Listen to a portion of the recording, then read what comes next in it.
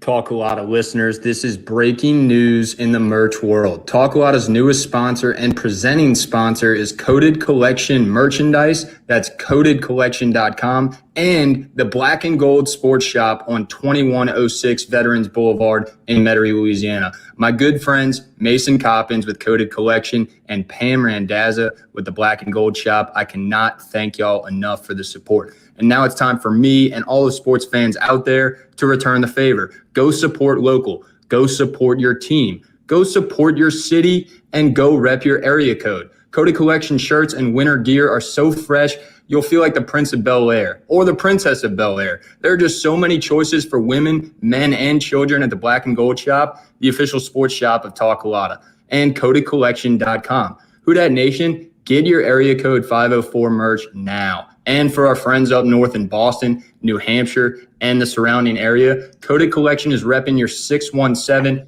and 603 area codes all day. Coated Collection, the official merchandise of TalkCulotta and of Boot Crew Media. This last point is focal. Keep supporting local. Okay, let's go.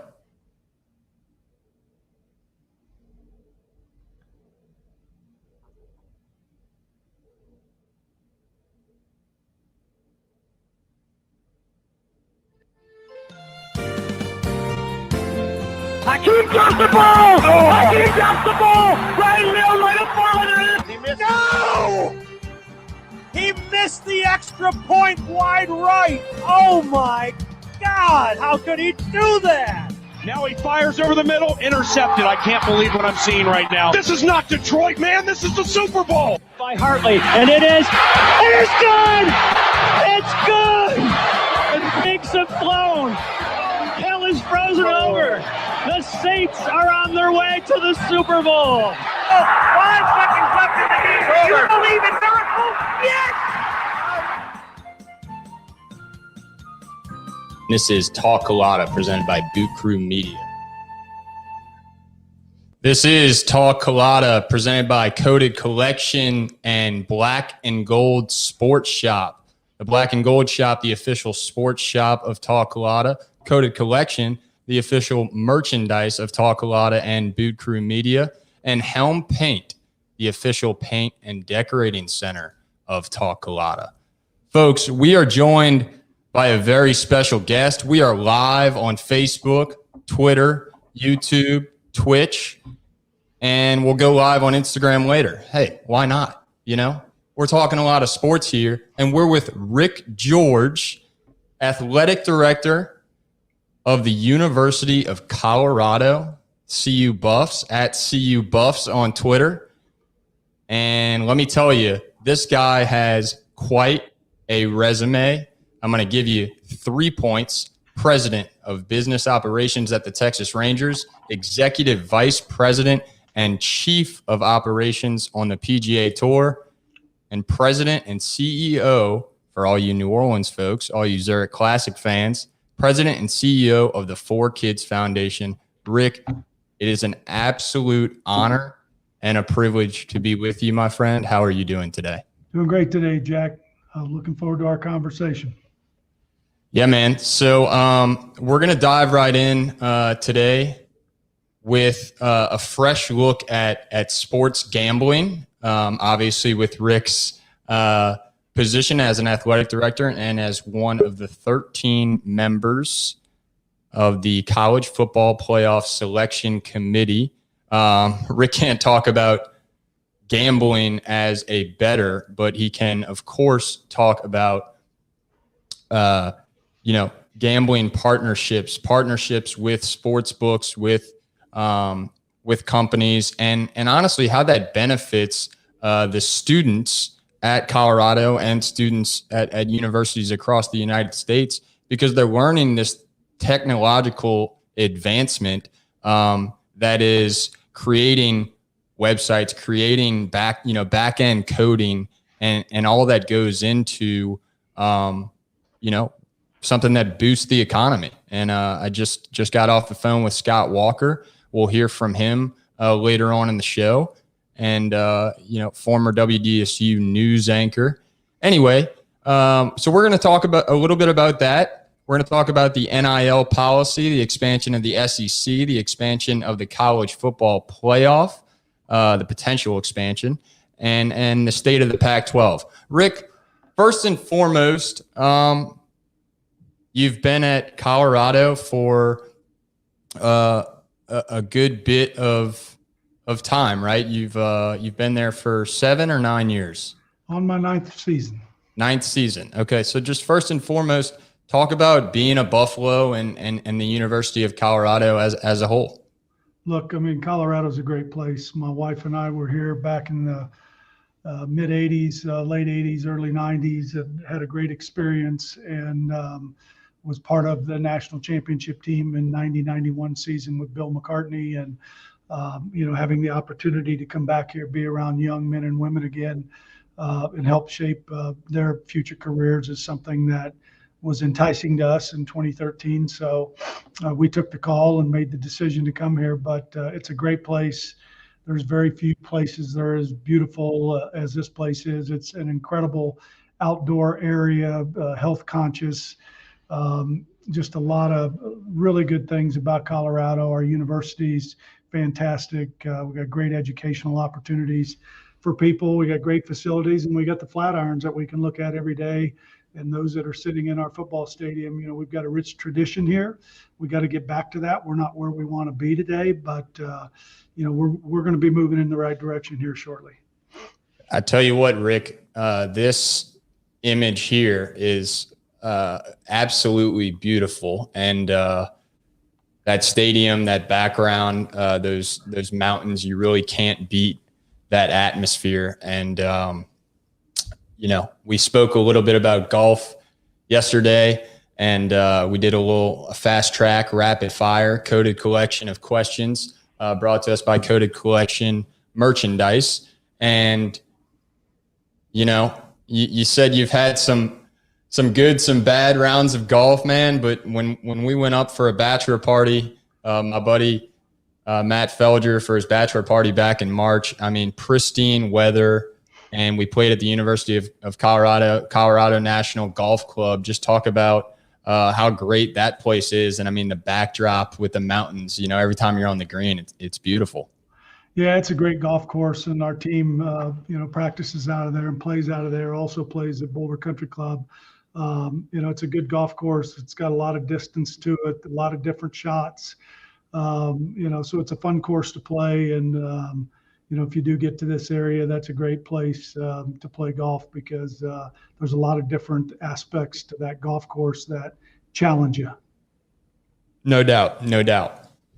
For those just joining, this is Rick George, Athletic Director at the University of Colorado, and one of the 13 members of the College Football Playoff Selection Committee. He's a man who has worn many hats, a man of many talents. He knows how to work a room and make anybody feel important and special. And he's a close family friend of mine, and somebody that I've looked up to my whole life. Rick, we're going to dive right in, my friend, to NIL policy. Let's just speak, this is everyday talk for you. This is something that you very well and obviously are adjusting to as policies and changes are made throughout the world of college football and in college athletics as a whole, right? So can you just put in layperson's terms, right, what is the name, image, and likeness policy? Yeah, so the name, image, and likeness policy is something that we've been discussing as an industry for quite some time, and I actually served on the federal legislative working group that were prepared to put forth a proposal, and then at the last minute, the NCAA decided that we would allow the states and those that didn't have a law to follow the state law or to create your own policies relative to the name, image, and likeness, which I think was a mistake. But what name, image, and likeness is in general is that a student athlete can monetize their name, image, and likeness just like a normal student. And it's something that I've been in favor of. I think it's a natural evolution of what we've done for student athletes over the last 8 years, at least since I've been back in the game. We provide unlimited meals, full cost of attendance. We have mental health departments in most of our athletic departments. We're doing a lot for the young men and women that represent the University of Colorado. So this is a natural evolution, and essentially a student athlete, if they're a YouTuber or if they're a TikToker or whatever, they can create content. They can monetize their name, image, and likeness from that. Each different state's got a different law, and that's part of the problem with this. Having a policy that allows all of us to operate on the same playing field. Right. We don't have that today, and we've got to get to that at some point, because you've got 31 states that don't have a law that can do whatever they want. The athletic departments in those within reason. And then you've got 19 states that have a state law, and you have to follow those state laws, and all those state laws are different.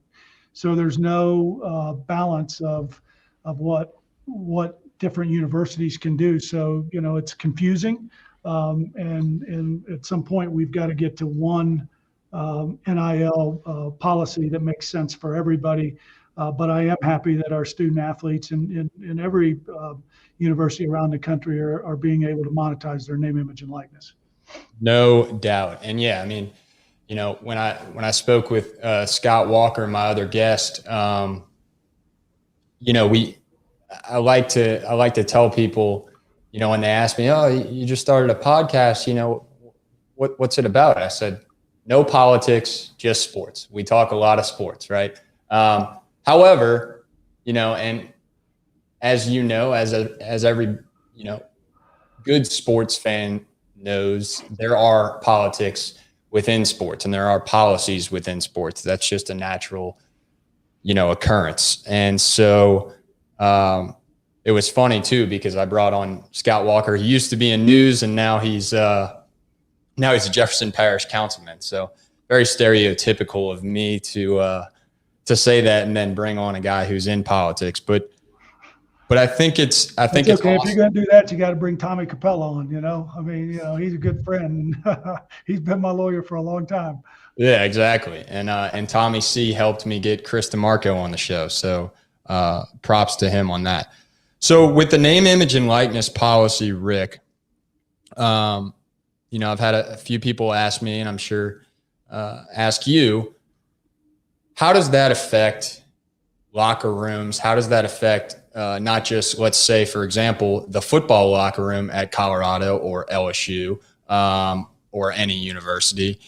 One player, the quarterback is obviously more likely to get a deal or, a commercial or a TikTok, boost in that realm. And maybe the fullback or the second string defensive lineman, might not. But then also there's the question of, football and basketball and baseball, depending on where you are, depending on which sports your university excels at. There's also the talk of, women's sports and volleyball and soccer that may not get as many opportunities in that world. So is that kind of just like up to the athletes, and you hope that, there's not any beef between players? How does that all kind of affect? Yeah, look, I think the one thing is I think the male and the female athletes have the same opportunities, right? And we're seeing out there that, there's a lot of female athletes that are monetizing their name, image, and likeness and with a pretty strong rate of return, which is great. And if you recall, maybe a year or two ago, there was a gymnast at UCLA, and they were talking about, at the time, the NIL rules weren't in place, but she could have monetized her name, image, and likeness because of the routines that she had done. And so I think there's a lot of ways to do that, being a YouTuber and influencer, a TikToker, I don't know all that stuff. I mean, I'm not the most technologically sound person out there, but there's opportunities for everybody. And I think that's great. And I don't think it's just limited to football and men's basketball or women's basketball. I think all of our sports have the opportunity to monetize their name, image, and likeness. As it relates to the locker rooms, I think time will tell on that. It's kind of new. It didn't start until July 1 of this year. So people are kind of just getting their feet wet on that. So We'll know more about that and what that will look like. But I will tell you, being a head coach, in today's game, regardless of sport.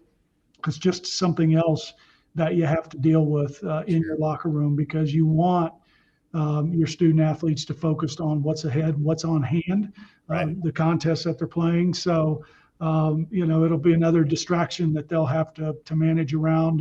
And I just want to make sure that it also doesn't take away from the athlete's ability to get their degree and move forward in that direction as well.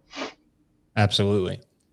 Yeah. And I mean, I like it because it allows student athletes to treat their job, obviously getting an education first and foremost, but just like players, in the NFL, some are really good at managing their other things, the Drew Breeses of the world, the Baker Mayfields, the Lamar Jacksons, doing commercials and things like that, but they're also getting the job done on the football field and the job done on their respective playing field, no matter what the athlete does and what sport they play, and man or woman, So we're going to dive into just the sports gambling partnership. So University of Colorado, the first university to partner with Points.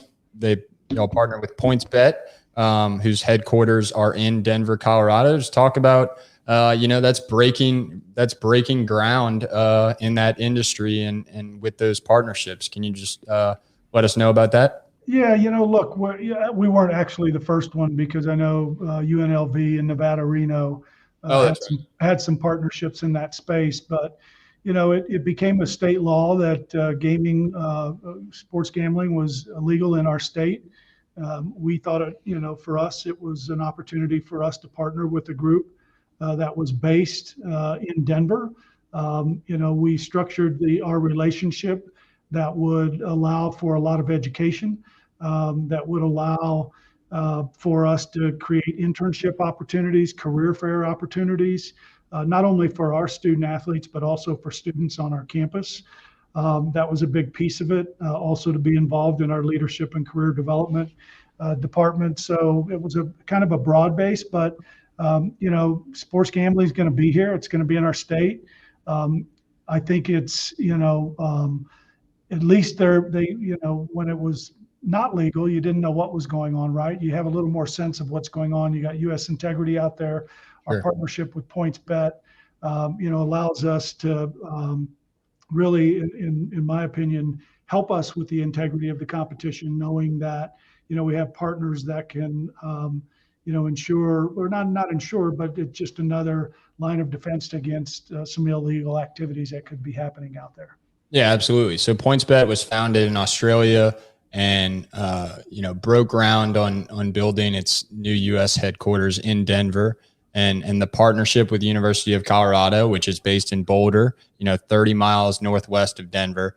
The partnership, part of the partnership, and something I'm sure you can speak of, and that, the academic, the dean there, obviously y'all have a good relationship, because part of that agreement is that y'all will develop a career placement program with PointsBet that's tailored towards students pursuing careers in technology. Can you just speak about that opportunity for? Yeah. And again, that, for us, it really fit for what we were trying to do. And, technology in Boulder is significant. Google's moved operations here and others. And so, with them being a technology company in effect, because they have all of their infrastructure in-house, they don't go outside for any of their technology needs. So, having them as a partner, it allowed us to provide internship opportunities and postgraduate jobs for our student athletes. And we think that's really important. They can also help educating our students, our student athletes, our coaches, our broader community. And I think that'll be helpful long-term. Yeah, man. Part of me kind of wants to sit in one of these classes. Like, do you have the urge to learn about, more about technology? And these guys at Barstool Sports who have the, most listened to sports podcast on Apple, Barstool now has its own sports book, and I would love to learn that skill, of how to create something like that, because it is a boost in the economy. I mean, 6 months to a year from now, we're going to have kiosks in the Superdome, where people can go place a live bet. We won't go there. Yeah. We won't go there. Right. We're kind of where we want to be right now, and I feel really good about our partnership. And PointsBet's been a really good partner to this point, and we'll work together to do the right things moving forward. Awesome. All great things. Okay, so we covered NIL policy. We covered some sports gambling opportunities and partnerships with universities, and now we turn our attention to the expansions, the potential expansion of the college football playoff. First and foremost, Rick, as you know, Oklahoma and Texas will be in the SEC. And I'm wondering, I guess, from an athletic director's perspective, to turn our attention to football, how does that change the dynamic of college football entirely?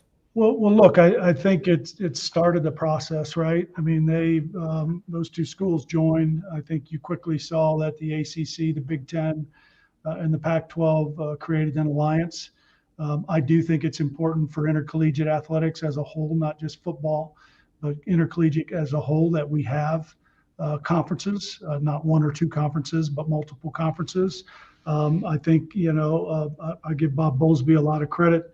He lost 2 great members, but he's brought on 4. He's done an amazing job there. You're seeing some other talk out there about some future expansions, maybe in some other conferences. But it kind of started things off a little bit, but there's still a lot to be seen. And, we feel really good about where we're at Colorado. And so, we'll just kind of see where it goes, but you're seeing some movement now. And I think the Texas, Oklahoma started that. But again, I feel really good about the fact that the Big 12 is solid. The Pac-12 solid, the ACC, the Big Ten, and the SEC are solid. So you've still got 5 great Power 5 conferences, and we'll see where we go from there. Yeah, does that affect how you kind of schedule games in the future? I don't know how long ahead of time those things happen, but with that kind of expansion of the SEC, will that be less opportunities for Pac-12 teams to match up against other schools? No, I don't think so. And particularly with our alliance with the ACC and the Big Ten, I think what you'll see is us playing one game in each conference every year, which I think will add value to our brand and our product. Plus, you'll be seen in 4 different time zones, which I think is going to be really important. So, from that perspective, I really like where we are. But every conference is either going to play 8 or 9 conference games, right? And so if you add 2 schools, you're just going to play 8 or 9 with 16 schools versus 14, if that was the case. So I don't think you'll see a lot of change there. We won't increase games. We'll play 12. That's where we're at. And, how you structure those with conference and non-conference games will be up to each individual conference. Okay.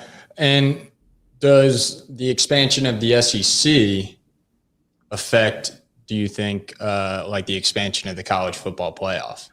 Well, look, I'm speaking as the athletic director, not a member of the College Football Selection Committee, because we have no say in any of that stuff. But as the athletic director, of Colorado, I don't know that has anything. It doesn't have anything to do with the expansion of the CFP. The CFP will be decided by the board of managers, and I know there's a lot of discussion about that. Texas and Oklahoma has nothing to do with the college football, the addition of them to the SEC, in my opinion, as the athletic director of Colorado. So, again, will we expand? Will we not expand? That's for other people other than me to expand. I think we should expand, but to what level, I'm not sure at this point. So again, I think people just want more information, more details that they can look through. And I'm certain at some point, the board of managers will get together and figure out where we want to go. Awesome. Awesome. Colorado takes on Arizona this Saturday at 2:30 p.m. And this is going to be a home game for the Buffaloes. Good to be back home. Well, we've been home most of the start of this season. You know, we've had a tough, really tough first 5 games. You know, we played UNC Greeley, and then we played Texas A&M almost to a draw. They beat us 10-7. Came back at home, played Minnesota, didn't play too well. And then we go to Arizona State. They have a really good football team. We get beat there, and then we come home against USC and don't play particularly well. I think the bye week last week came at a really good time for us. Yeah. I have high expectations for this team. We haven't met those yet, but I'm really looking to the future. I'm not looking behind. We've got opportunities ahead of us, and it starts with Arizona this Saturday, and I expect a much improved football team. Absolutely. After Arizona, the Buffaloes have Cal University, California, and then number 9, Oregon. And I tell you what, that strength of schedule, y'all have some really good contests coming up, and I'm excited to watch the Buffaloes take on these next 3 games. What's something? Well, first off, I gotta break the ice here, Rick. I gotta know. This is a question my mom told me to ask you. All right, I gotta know. Does anybody in Colorado call you Ricky G? Well, there's a few that call me Ricky G, but you know, not many. But yeah, that was my old name, you know, Ricky G. And also I used to serve on the Q crew at St. Dominic picnics on Sundays, and that was a lot of fun with your dad and your Uncle Sammy and you know all those guys, Jeff Toops and number of guys there in New Orleans. We had a lot of fun, and they called me Ricky G. And I love New Orleans. That was one of our favorite places that we've lived at. The people in New Orleans are just awesome people, and a lot of my very dear friends are still in New Orleans and Metairie and Kenner and you name it. So you know, we loved being there. Absolutely. And your wife. Tell your mom that I said hello, and don't tell any more secrets. I got you. Your wife, Nancy, correct? That's correct. And 2 daughters, Jenny and Christy. Yep. 2 granddaughters, Harper and Maddie. Yep. Just an awesome family man that we're talking to here, folks. And, you know, before we jump into kind of the last, football sports topic, you know, Rick and Nancy, y'all met in college, correct? At Illinois, or y'all were? We did. Okay. We did. The last semester of our senior year, we started dating and got married about 12 months later. so college sweethearts at the University of Illinois. Yep. 38 years and going. And then Rick moves to New Orleans for the job as president and CEO of ForeKids Foundation. Break down just your journey from Illinois to New Orleans to the Rangers and you know, to where you are now. Everything kind of leading up to your current position. You know, any cool stories or just talk about that process. You know, look, I've been blessed in so many ways, and you know, to be at Illinois and being the recruiting coordinator, Lloyd Carr, who was my DB coach at Illinois, introduced me to Bill McCartney during the '90 season. We watched a football game together. In the '86 season, I finished recruiting in February of '87. He hired me as their first recruiting coordinator. You know, we had our second daughter, Christy, in Boulder. Had a great experience. You know, we won the national championship in '90-91. I left shortly thereafter to join Jerry DiNardo at Vanderbilt. When he left to go to LSU, we decided to stay. It was the right opportunity for us. And then shortly, not shortly thereafter, but got the opportunity to come to actually it was the Energy Classic at the time they never had their first event, and we got Compact on board for my first event in 1998. We had a great experience in New Orleans.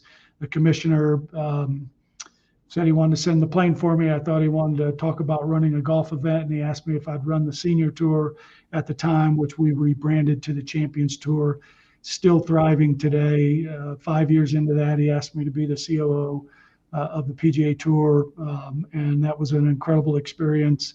Got to meet a lot of amazing people, both in the Champions Tour. Our best job, my wife would say, was the Champions Tour, because we had a lot of fun and with the guys out there, and really a great experience. But we love the PGA Tour, and then we got the opportunity to go to the Texas Rangers.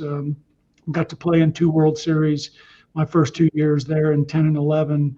We got beat by the Giants in 5 games in 2010, and then 11 we got beat in 7 games against the Cardinals, which I grew up idolizing the St. Louis Cardinals, and now they're my second favorite team, because I love the Rangers and I love Ray Davis and what he's doing with the Texas Rangers. But having those experiences, and I know when I first got to the Rangers in 2010, and we're playing, I think, the Yankees in the American League Championship Series, and it's game 5 or 6, and we're winning by 3. So I go up into the owner's suite and I'm congratulating everybody and what have you, and the Yankees came back and beat us.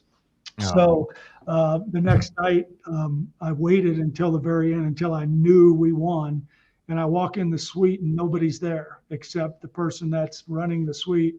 And I told her, I said, get the best bottle of wine you can. You and I are going to sit here, because I said, where's everybody else at? She said, they're right there on the field where you should be.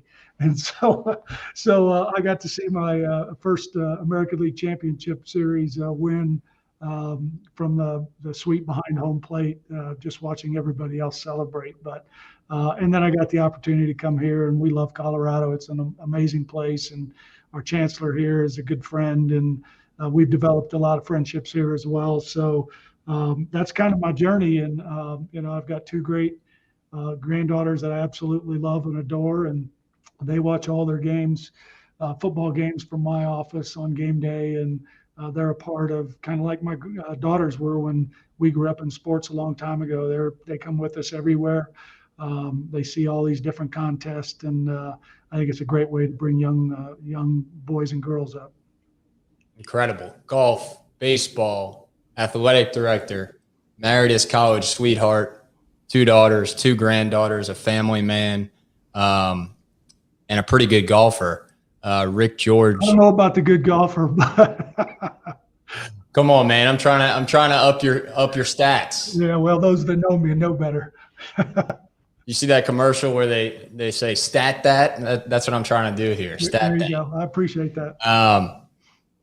No, man. So this guy, Rick George, for all you live viewers, he's met Tiger Woods. He's met Jack Nicklaus. He's played golf with Fuzzy Zeller.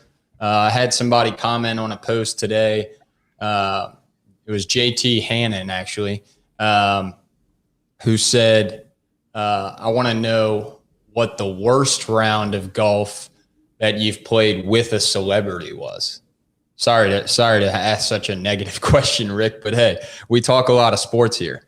Well, look, I don't know what the worst one is. I know when I played with Jim Thorpe, we won the golf tournament that he and I played in, and everybody was criticizing my handicap and others, but I had nothing to do with it. And again, those that know me, I mean, Bill Reinhart will tell you the first time we played golf when I took the job in New Orleans, I don't know how I did it, but I hit the golf ball and it went directly lateral to me and almost hit him standing on the side of the tee box. So I've got a lot of bad golf in me, and there's not one round that I can identify because there's too many of them. Oh, that's awesome. And add just, continuing our conversation from yesterday, add on to those names, if you will, just because it's really cool to me just to know all the amazing athletes, the sports heroes that we admire, but also those who tell their stories, broadcasters, the Jim Nances of the world, Vern Lundquist with his famous call, at 16. Yep. At Augusta, Chris DeMarco and I had to dive into that. Unfortunately for Chris, he had the front row seat for that as he was duking it out with Tiger Woods. Just add on to that list: Tiger, Jack, Fuzzy. What about baseball players? What about some other? Like I said, I was with Nolan Ryan. He was the president of the baseball side of it when I was there. But Tom Watson was another one that. You talk about a classy man. So we're at Turnberry for the British Open where he finished second. And I came back from the golf course early afternoon. And my wife was with his wife, Hillary. And I came back and my wife said, we're going to play golf with Tom and Hillary today. And I was like, okay, they start the tournament tomorrow. And if you've been to Turnberry, which hopefully some of your listeners have been, there's a pitch and putt out front that there's 13 holes. And so she's like, well, we're going to play because I had Hillary ask Tom. And so I'm out playing pitch and putt the evening before. And so you were like, I immediately need to work on my short game. Well, yeah. I mean, I had no chance, but it was Hillary and I against Tom and Nancy. And I don't know, we get through 8 or 9 holes and Nancy's like, why are all these people watching? So we actually have this huge gallery around this pitch and putt. No pressure. The Turnberry. And I said, maybe because you're playing with the most revered American golfer in British Open history. And but for him to do that with she and I and his wife, Hillary, it was something that we'll never forget. And, I mentioned Arnold Palmer yesterday and, what a wonderful man he is. And, I sent him a helmet when I came here because a gentleman that's one of our donors, Brad Calkins, was a marshal at the U.S. Open that was at Cherry Hills in the 60s. And he had this helmet, this Marshall helmet. And he's like, that's the year Arnold won it. And I said, well, I'll send it to Arnold and have him sign it for you. And I called and asked if he would do that. He said, yes, he signed it, Arnold Palmer. And, he's just a wonderful man. So there's so many people. I mean, I love Steve Strickard. I was so happy for him at the Ryder Cup. What a great Ryder Cup. Classy guy. He's an Illinois guy, even though he kind of shades to Wisconsin because his wife's from there. And so, the Illinois, Wisconsin, I'm not sure who he's for in that, but there's so many great people that I've been blessed to meet in my career. And, but Tom Watson and Arnold and Jack and, that whole Gary Player, I mean, fortunately, I was on the tour out there when they were still playing a little bit on the Champions Tour, and just to get to meet them was a privilege. Absolutely. I'm going to play a clip here on my phone. This is a little talk about Lamar Jackson, and I just want to pick your brain on how he's changing the dynamic of, quarterbacks and offenses today. Most valuable means who are you without this guy? And I just told you, this record may be 1-4 if number 8, Lamar Jackson, didn't play quarterback for the Baltimore Ravens. We saw him do it on a 4th and 19 against the Detroit Lions. We saw him do it down 22-3 against the Indianapolis Colts. We've seen him have this team in games that they had no business being in. But because he's their quarterback, they have an opportunity to win every single Sunday they play. And so we've had all of these things. My partner, my brother, Rand Clark, said it yesterday. We have, every time Lamar does something that we say he can't do, we create something else for him that he can do. So now, he's thrown for 442 yards from the pocket, Shaq. He's rushed for over 1,000 yards during the season, Shaq. He's been the league MVP, Shaq. He's won a playoff game. I mean, it seems like this guy doesn't get enough credit. It seems like he's I'll give him a lot of credit. That dude's talented. I was trying to figure out if he had any eligibility left, but I guess since he's taking a big check, he probably doesn't. Right. But, watching him, he's spectacular, but if you go back a long time, and Jack, this was probably before you were born, but, we had guys like Steve Young, who was really talented. That was a dual threat. And, Joe Theismann, even though he wasn't, a dual threat as much, but he could run the ball when he had to. And Bobby Douglas back in the old days for the Bears. I mean, I'm dating myself a little bit, but Lamar Jackson is special. And just watching him play, I enjoy watching him play because he does so many things with his arm, his leg, he's mentally tough, and he's just a sharp, great quarterback. And he's going to have a ton of success moving forward, but he deserves every accolade he gets and then some. No question. Teddy Two Gloves moves from the New Orleans Saints to the Panthers, and then he moves to the Broncos. Or did he go from the Panthers to the Saints? I can't remember. Well, he's at the Broncos now. I know that. Yeah, right. So he's up there with y'all in Denver, and hopefully he can get back to getting healthy. But just talk about what it's been like to turn on, your local CBS or Fox channel and watch Teddy Two Gloves go to work. Look, he's doing a good job for the Broncos, and he's got the team back. They got a big game this weekend. They can go 4-2, and he's doing a really good job. And I know in camp he had a battle to get to the number one spot, and he got there. And I think they're really pleased with what he's doing for the club. Yeah, I love watching that guy play, and we can go on and on about quarterbacks in the NFL. First things first, I want to turn our attention to the Helm Yeah moments of the week. You can see on my screen back here the Helm Yeah T-shirt. I got some paint supplies here, and we're going to get into some moments of the week before we finish up with Rick George. First things first, a word from Helm.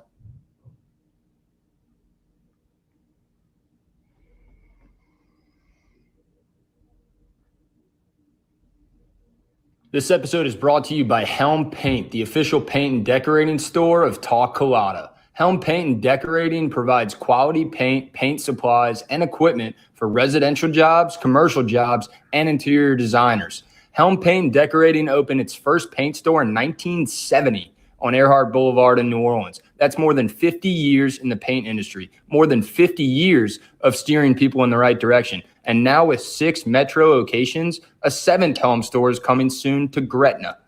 Helm not only brings personal values and customer service to Louisiana and Texas, but also great pricing. A gallon of Benjamin Moore quality paint starts at just $24.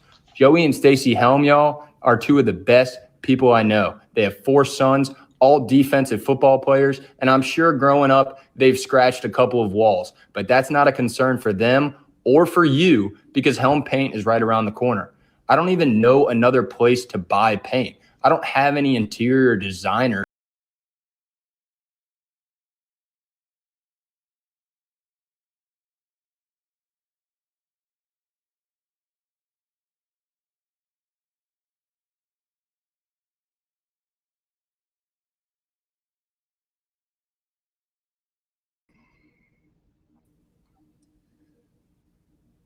So our Helm Yeah moments of the week. I'm going to throw some rapid fire at you, Mr. George.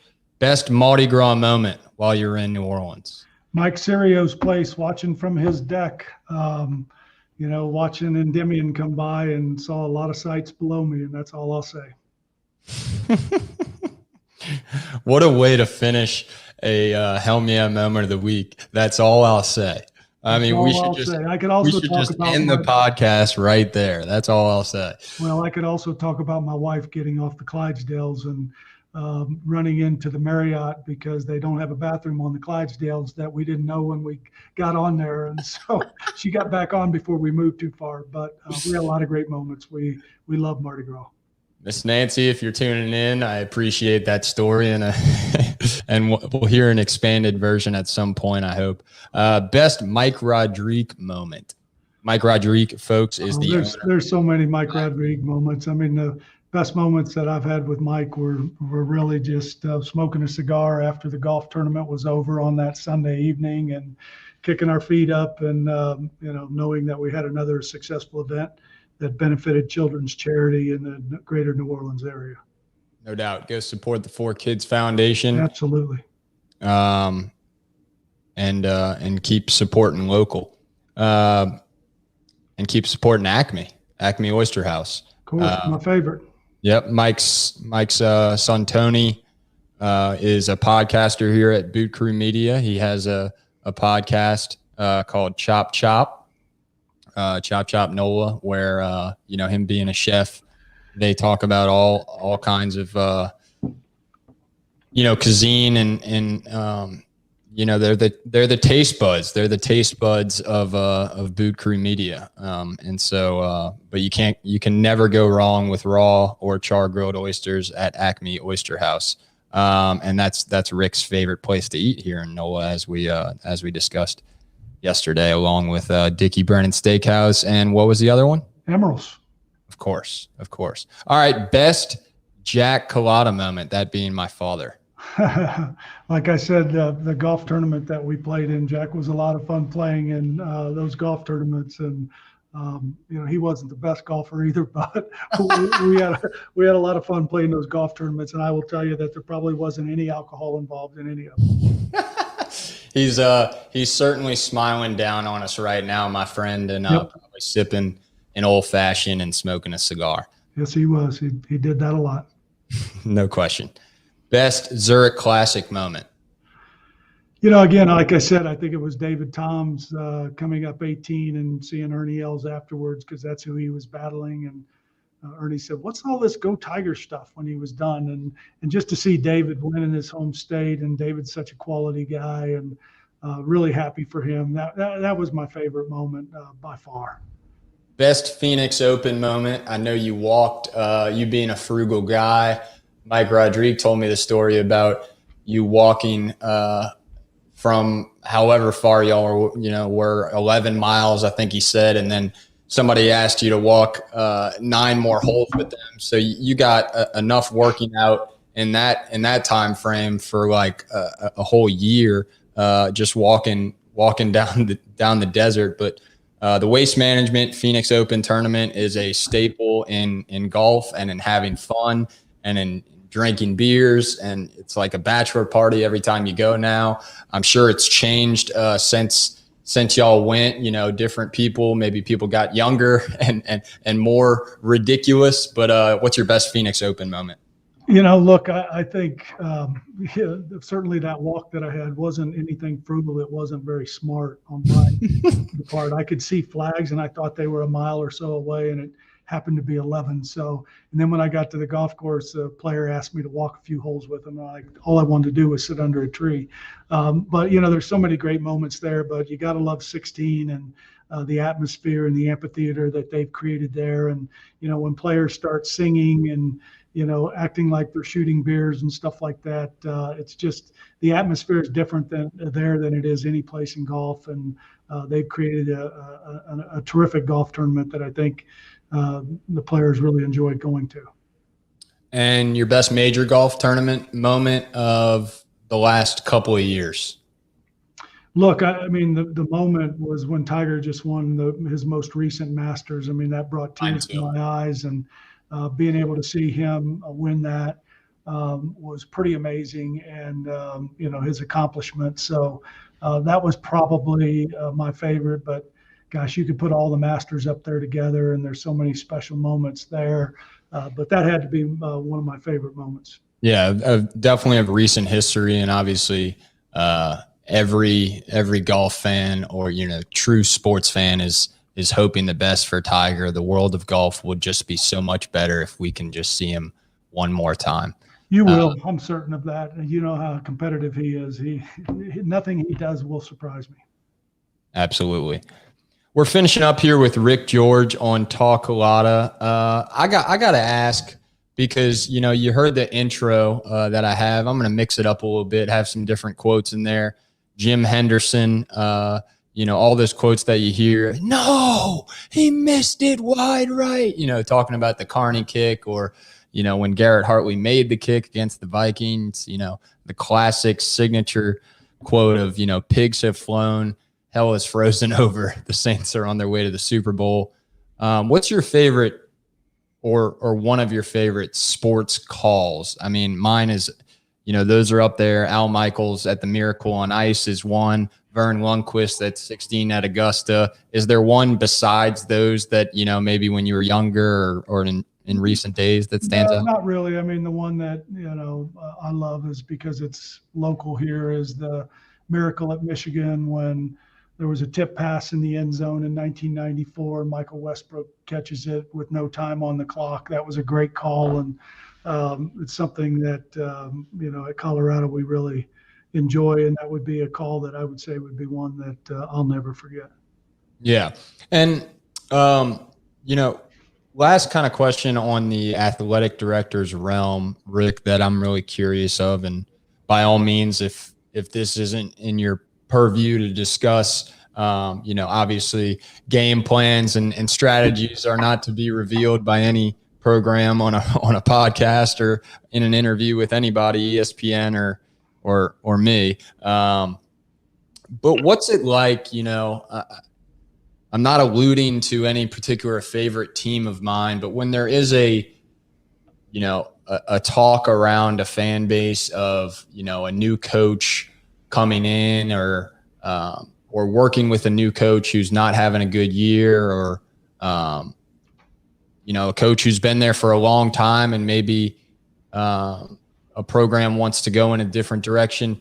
I'm not so much asking about that as like the relationship between an athletic director and the coach. How important is that? And how important are those kind of progress meetings to, set those goals and expectations and chase that? Look, I think in this day and age, too many people get on Twitter and they're very critical and it's not healthy for the student athletes that play the game. People say things that they wouldn't say if they were in person, and it's easy to do that. And I hate that part of social media. But look, when teams are struggling, that's the time to get behind them and support them. It's not time to throw different comments at them that make the situation worse. So, we're struggling. We're 1-4, and we have a fan base that had higher expectations, just like I did. But patience is also the key, right? I mean, last year was a really difficult year, and coming into this year, a lot of things have changed. And so, we'll be fine here, but, I always have conversations with my coach to make sure that he has the resources he needs and the support that he needs. And, my job is to support him and his student athletes. And I'm certainly going to do that. Awesome. And last question with regards to Colorado University, the University of Colorado Buffaloes. Like I said, they play Arizona this Saturday. And we talk a lot of football. Obviously, it is football season. We're in the, right smack dab in the middle of the college football season and all these divisional games, and conference games coming up, both in college and in the NFL. Let's put football aside for a second, Rick. What's something that people, even, just fans of Colorado football, of Colorado, but also, here in New Orleans, what's something that they don't know about other athletic teams and upcoming seasons at Colorado? Well, they all are competing at a high level. They all have the same practice. It's competitive in all those sports, and all of our student athletes put in the same amount of work regardless of sport. They have to go to class. They have to do all the things on and off the field. So I don't know if that's anything different, but football players aren't doing anything different than women's basketball or women's lacrosse or any other sport. So that's what I would say. Yeah. And, I guess I'm asking from the perspective of, a New Orleans fan of you and fan of, the Pac-12. Are there any kind of new coaches who have joined the staff to coach any, men or women athletics? Are there any rising stars in certain sports that you look forward to seeing? Obviously, you look forward to watching all the programs at Colorado, but what are you kind of most excited about, maybe for the winter or the spring? Well, look, I mean, I love our women's soccer and women's volleyball team. Our men's basketball team is going to be really talented. Our women's basketball team is going to be good. You know, we always compete for a national championship in ski. Our cross-country team's always one of the top 10 teams in the country, so you never know when they're going to win a national title. I'm excited for all of them. And it's a great part of our job is we get to see them compete, and that kind of solidifies their experience at Colorado. Beautiful. Have you ever thought about giving a pep talk to the cross country team, considering your 11-mile walk to the Phoenix Open? Only if they ask. Awesome. All right, let's check it out here. We're going to close it out here with Rick George. Lala said what? That's one of our Boot Crew media talking. When you spoke about Twitter, I completely agree. You know, some people, if you wouldn't say it to somebody's face, you know, Twitter can be so damaging. Do you advise your athletes not to be on Twitter? That's a question from the crowd. Well, I mean, look, I what I tell them is, it's not personal. Don't look at your social media if you don't have to, because it can be, for the mental health of student athletes. If you get criticized constantly on there, you're going to start believing some of that, and you're going to pay attention to it. So I don't think it's good. I don't think it's healthy, but it's part of our environment right now. So it's just another distraction that we have to deal with. Absolutely. This is TalkCulotta, where we talk a lot of sports.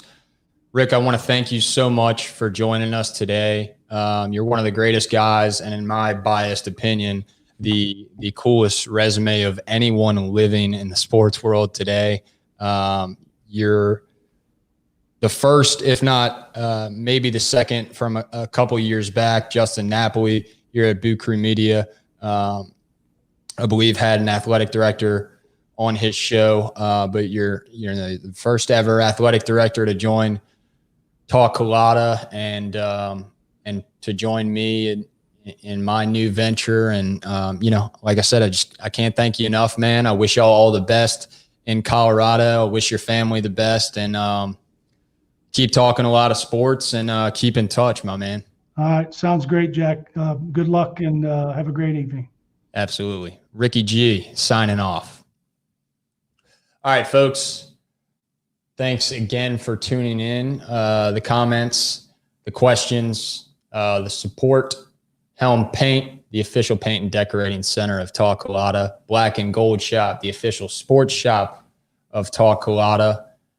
And Coded Collection. I'm going to run this video real quick one more time.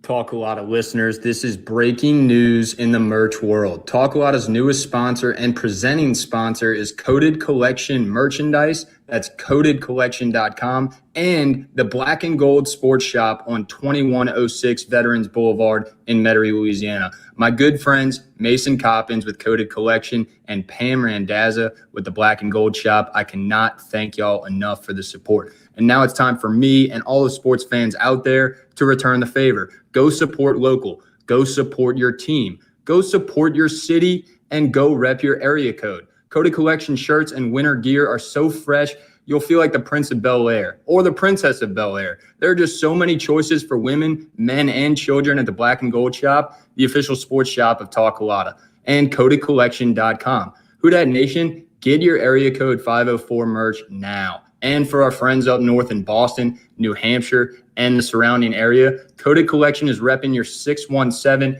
and 603 area codes all day. Coded Collection, the official merchandise of TalkCulotta and of Boot Crew Media. This last point is focal. Keep supporting local. Keep supporting local, and keep talking a lot of sports.